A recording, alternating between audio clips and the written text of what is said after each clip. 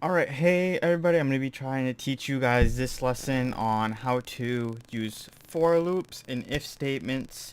Probably next lesson I'll be teaching you how to use the Explorer window on the right. Not really teach you, but explain to you what each one is usually used for. Yeah. So, first thing I'm going to teach you today are if statements. If statements are basically comparing two values to each other.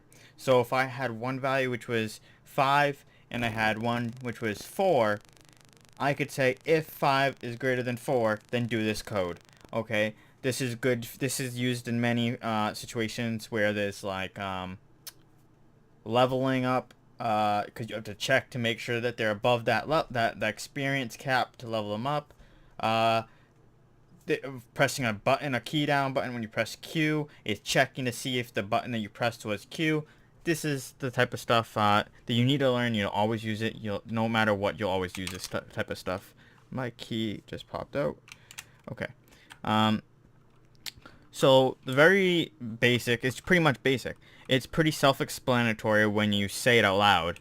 If, and then we can type in if true is equal to true, then print worked. Okay, so what this is doing, this is saying if true is equal to. So remember I told you the first episode, I believe I told you about operators and everything, and I showed you the equal to sign, and I showed you greater than or equal to. This is equal to. It wouldn't be like that. Doing it that way, you're trying to assign it, and you can't do that. You can't assign a value when you're also trying to check for its values. So it would be two equal signs. So what's happening here says if true is equal to true, then do this line of code. If we were to run this right now, we would see at the bottom here, it worked. Good.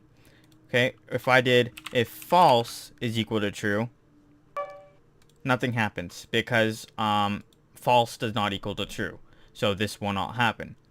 One thing you need to know, just to make, when you do read code and read my code, you'll understand what I mean. So for example, if I wrote if true, what this is saying is no matter what, it's always going to be checking if equal to true. So if I wrote equal to true, okay, this way is fine. You can do it this way. However, no matter what, this way equal to true is always going to be kind of there. You don't have to write it in. So if true, then it's kind of checking. If true is equal to true. You don't have to put it in, because if I test this now, whoops, right there. If I test this now, it says worked. If I put a false here and test it, it won't work because it's checking to see if it's true.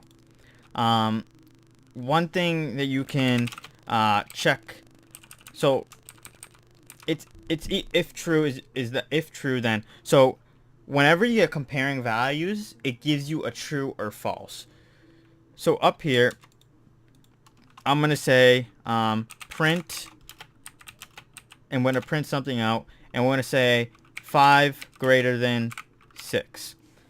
Now what this does is this gives you a true or false value. Okay, when you're reading it to yourself, read it out loud with saying if 5 is greater than 6. So is 5 greater than 6? 5 is not greater than 6. So 5, it's what it's going to give you is it's going to give false. So if I press run, it's going to print out false right here, as you could see. Okay, if I wrote if 6 is greater than 6, it's still going to print false.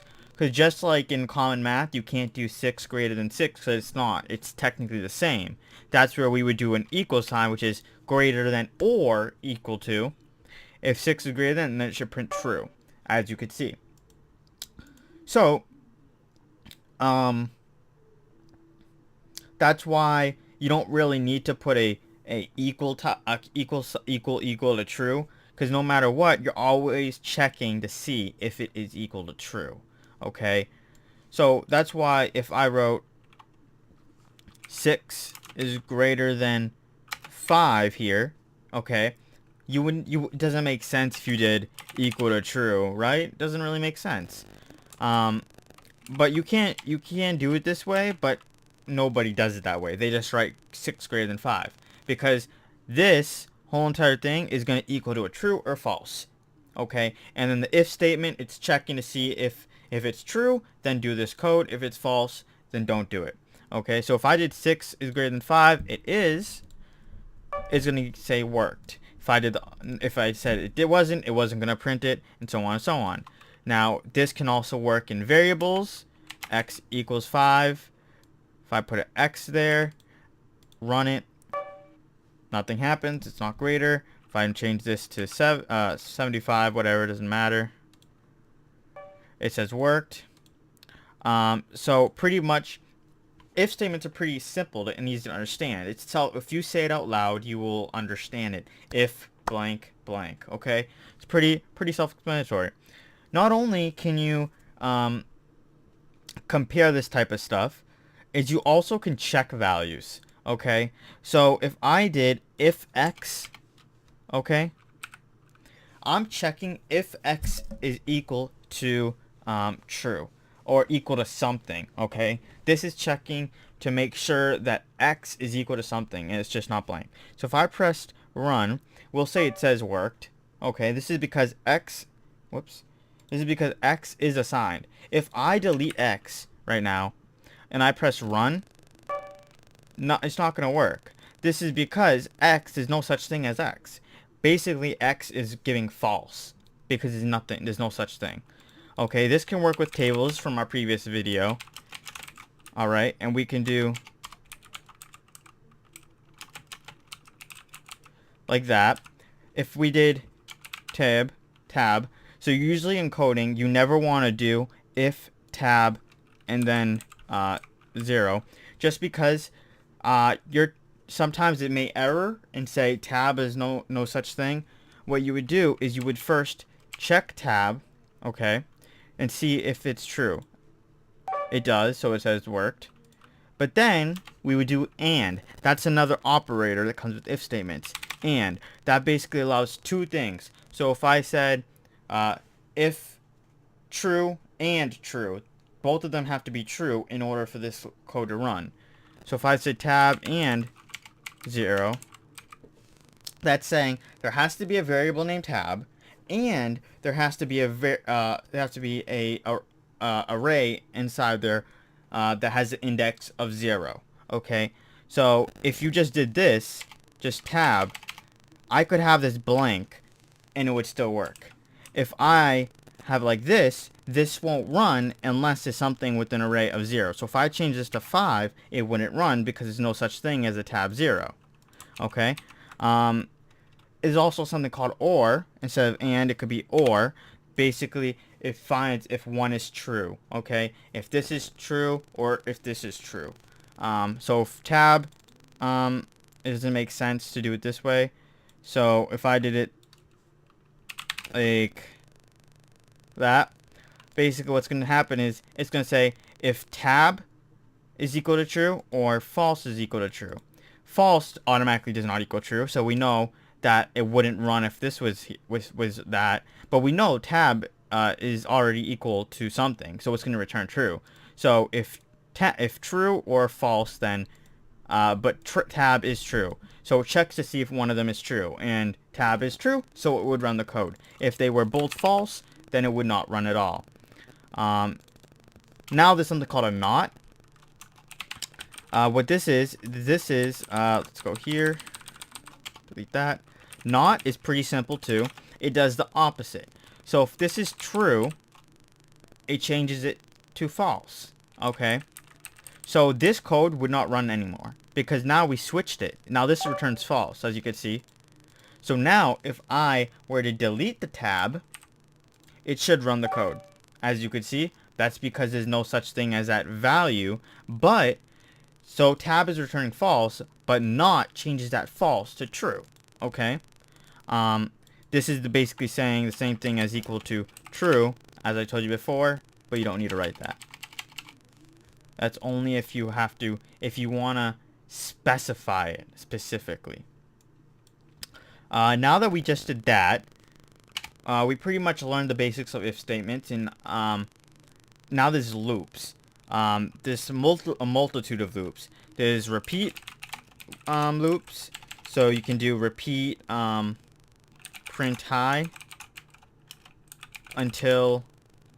So repeat basically says repeat this, and then we write until, and then it's pretty self-explanatory, as you could just read it out. Repeat this line of code until something happens. So this is where an if statement could come in. X is greater than 5, right? So it would keep repeating keep outputting high until X is greater than 5. Okay, or you could just write if true, if X is equal to a string, and so on and so on.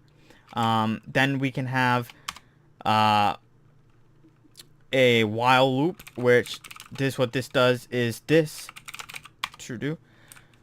What this does is whatever is here, X whatever you want, is equal to true. Do the code below. If it's not equal to true anymore, then get out of the loop and just skip it.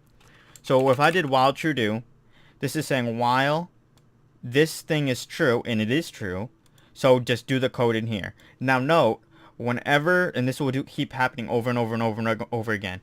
So one thing you gotta know as a coder, whenever you're doing loops, you always want to put a wait in here. This is so your code does not break.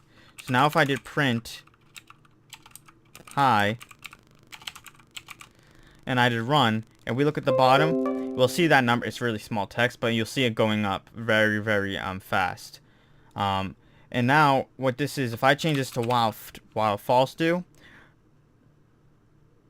let run, nothing happens, okay? Because this checks first. This checks while false. It automatically checks to see if the value is true, and then we'll run the code. Where the repeat way, that does one line of code first and then checks, okay? So if you want that thing to happen at least once, then you would use the repeat. If you want this to happen first, if you don't want this to happen at all unless it's true, then you would use this. Another loop is for I. A for loop, basically what you do is you do for I is equal to 0, 1, and then do. Okay? What this is doing is it goes to a loop, and it goes, what this loop would do is to do it 2 times. 0 and 1. Okay? Or I believe it 1 time. I believe, yeah, probably 1 time. Let's try it. Print hi.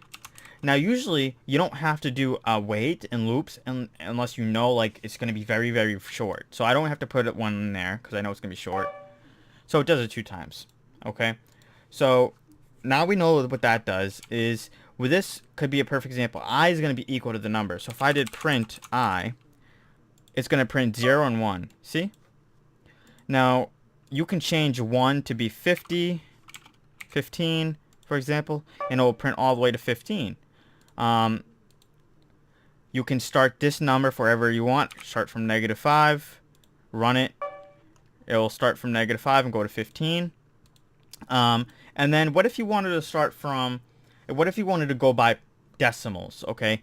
Then we do a comma here, and then there's an increment. If I did 1, it's the same thing of just saying nothing, okay? Because it's automatically going up by 1. If I change to 0.1, however, that's different. That's going up by 0.1, okay? If I look, see, it's going up by 0.1, 7, 7.1, 7.2, 7.3, and so on and so on. You can change that. If I wanted to go the opposite direction and go from 10 to 0, I could type in 10 here, go to 0, and do -1. So it's going to start at 10, end at 0, and have an increment of -1. As you can see, that's what it did. This way is very good for doing, I'll teach you in probably a next tutorial, of manipulating the opacity or the transparency of a brick, or being able to make a brick larger. This is a very common method everybody pretty much uses. The last thing I'm going to teach you for today is called a for I it's the same thing as a for loop, where you do for and then an I and then a comma v. Now these can be whatever you name. You can call this we can call it whatever. You can call it fat, and this can be called this Jesus, whatever you want. It can be called whatever. I use I for index and V for value. Just personal what I use, because you'll see a lot of examples with I and V, because I usually stand for index and V usually stands for value. Then we do in, and then we do pairs. I'm gonna do end here because this code isn't finished. Basically this is used with tables. If I did tab equals blank, and then I did 0 equal, well, let's name these, let's actually name these so it's better. Test is equal to 5. Let's do 1 is equal to what's up. Just try to give different values. Let's do, whoops, gotta do commas, don't forget the commas. And let's do a variable. Test is equal to another array. So what this does is we give it the array, or the table you want to call it. If we give it tab, alright. Oh, and I forgot the end here. We need a do. Okay. So what this basically does is, just like I showed you in the previous loop, it went from I all the way down. If you still look in the output, 10, 9, 8, it goes through the numbers. This is pretty much the same way, but this time it goes through the table and gives you the X, which would be test1, and test as a variable, and then the Y, which is the value. 5 was up, and then a table. So what we could do is we could do print I. And what this is going to print, it's going to print test1, and then a variable test. I show you that right here. Alright, so now this will never be in order. You have to do a sort. You got to sort it. But the way this happened, it did test, and then 1. If we go back into this code, it printed that this as a test, and then printed test as a variable, and then 1. So now we know that's the way it does. So now if I did print v below that, we can just look here. So this test should go with table. Okay, so we know it gave us a table as a value. This number, let's see, test went with 5. This test went with table, and 1 went to what's up. Basically, this is used for a lot of inventories, a lot of going through data. It's basically because you can go through a lot of it. This really, you don't never need a wait unless you want to do some, you know, cool effects, I guess. You really don't need a wait in this, because, you know, I can't ever picture an array having super long length, but just in case if you do want to see it actually print the stuff out, I could do a wait in here too. I could do wait 1 second, and we'll see it printed out. Yep, see. So yeah, that's what those loops do. And yeah, you can also do if statements in here. If v,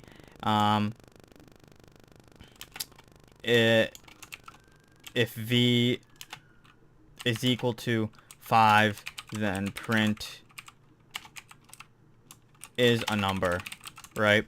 So this is what's gonna happen if v is equal to 5, which is this right here, then it's gonna say it's a number. Let's see. Is a number. It worked. Alright, so that's all I'm going to teach for today. Probably next video I'll be teaching how to use more of it in functional, like transparency, actually in-game editing, and explaining what this Explorer menu is, what a bunch of it's used for. Alright, well, have fun, guys.